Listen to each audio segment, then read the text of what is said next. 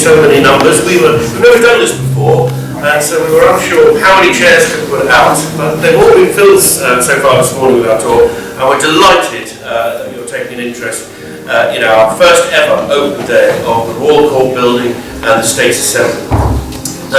Today exactly marks 250 years since the Corn Riots of 1769, 28th of September 1769.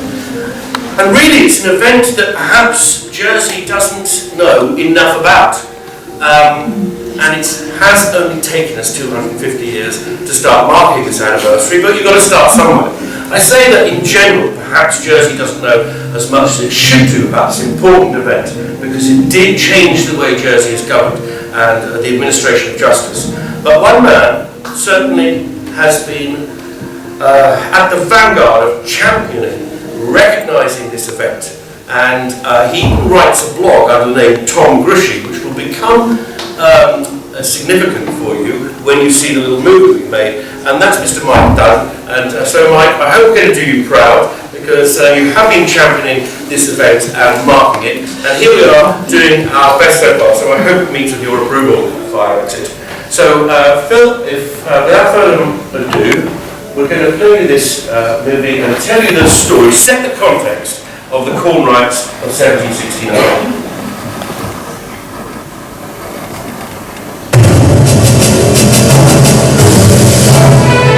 1769, the 28th of September, an entry made in a royal court ledger, a record of an historic event, and soon after, every word meticulously obscured, redacted. But why? Why was history so erased?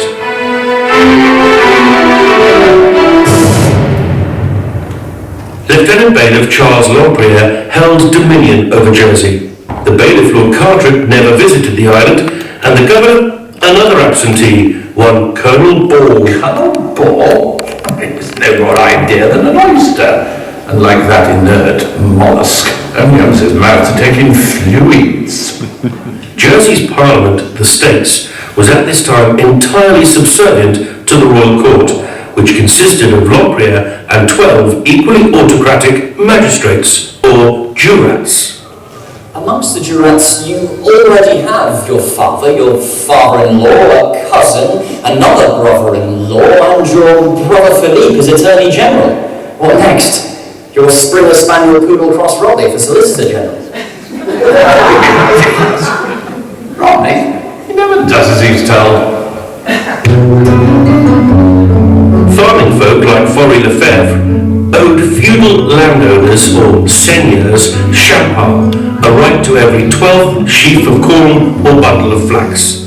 Rectors were also owed tithes. There were tithes on apples too.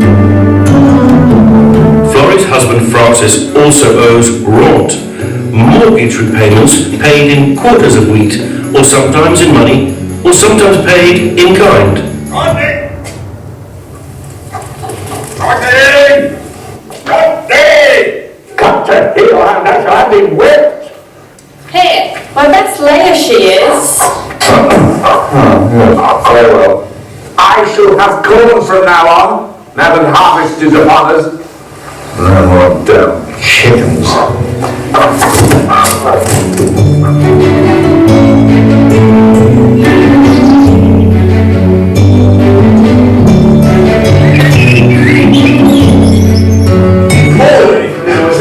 Now the price is sky high. Now the Montpellier has lifted the export ban, so all the rich men can flog our wheat to the Frenchies and force the price of bread. Dame rumour hath it you've lifted the export ban on corn. Well, for once, Dame rumour is correct. But what are the implications? Implications? As rot are calculated at a fixed rate according to the price of wheat. If the price goes down, so does the rich man's income. Therefore, dear bread means prosperity for the capitalist and starvation for the poor. Leg or breast? A mob of women waited the corn ship in the harbour. Forced the sailors to unload it, sold the corn and the key, but with due honesty, paid the owners. Fly, this is Tom. Tom Bush enchanted, Mum. You're a troublemaker, Mr. Tom Groshy. I am. Tom says common folk are preparing to march into town with sticks and all to storm the royal court. That they are. Thursday next, the 28th. St Martin's, St John, 300 from Trinity along, Joining up with St. Lawrence and St. Saviour's. I predicted a riot. We have demands and we will be heard. The price of wheat be lowered and set at 20 sol a cavel. That His Majesty's tithes be lowered and set to 20 sous a virgin. That rectors can no longer charge tithes, except on apples. That sailors relinquish the right to receive every 12th sheaf of corn or bundle of flax. That the same is right to enjoy for a year and a day the revenue from the estates of all who have died without direct heirs be abolished. Banishment of all foreigners! We are from England, and we shall regale His Majesty the King and the Privy Council with the solid details of our enforced exile upon this blasted rock. Enforced. The protesters left quietly and peaceably. One of them said thank you. And the disrespect shown to the personage of His Majesty the King. They were disrespecting you, not His Majesty.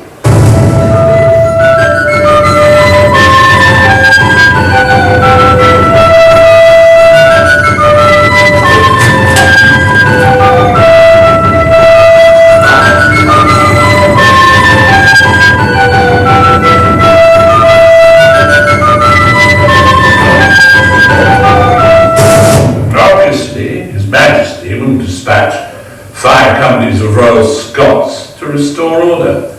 Under the command of Colonel Bentinck, I shouldn't wonder. As for the ludicrous demands made by the mob, which you so diligently entered into the record, you will be ordered to equally diligently extinguish them.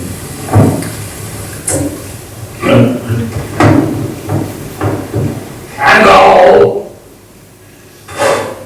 This is exactly what transpired, and all recorded. The demands were struck from the record and troops dispatched. Lontrier's plans backfired. When Colonel Bentinck and his men arrived in St Helier, they were greeted by crowds on the quayside, like the liberating heroes of centuries later. Bentinck, very soon, smelt a rat. Tom Bushy continued his vocal opposition to Lontrier and appeared in the royal court on many a trumped-up charge, until Bentinck was made governor in 1770 and real reform began. The Corn Riots and Bentinck's Code of 1771 started Jersey on the road to reform and a more equitable society. Lampierre's wings began to be clipped. The law books, previously his own private preserve, were opened up to everyone. People should know the law, and they should know that they're breaking the law, making them less susceptible to the whims of judges. Most extraordinary. He resigned as Lieutenant Bailiff in 1781 and died at his seigneurial home, Roselle Manor, in 1806. Rodney. Rodney never returned.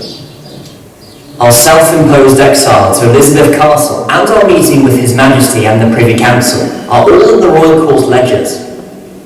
But was my original record of the demands ever deciphered? Yes, but not until the 20th century. They tried to use a police X-ray scanner at first, but the scribblings out had been made so soon after the original text was written, it didn't work. It was down to a team of ladies at the Société Jersiaise, armed with magnifying glasses, who after many, many hours made out every single word. And as for Francis, and Florrie, and Rodney, well, things gradually got better. You could say we lived happily ever after.